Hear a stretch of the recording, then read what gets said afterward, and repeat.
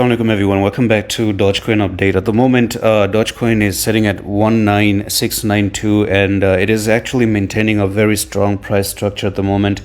And out of all the meme coins, I think that Dogecoin and Pepe right now are doing exceptionally well at the moment, and Dogecoin can have the ability to start to move and probably go to the upside. So right now here it is once again, and I think that Dogecoin still yet has to retest a trend line. So I do really think that right now we probably may be looking forward to see if actually Dogecoin can do something like this, just drop down to 0.17, I would say 0.176, and this will be the retest area, and then from here start to actually climb all the way back to the upside.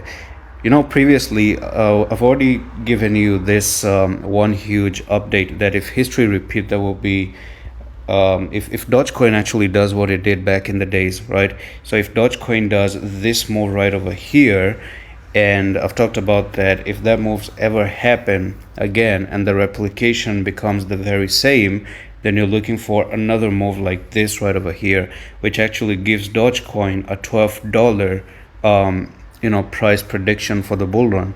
And also the time is also being estimated at the moment. So the time here can actually be as far as March of 2025. Yes, you heard that right.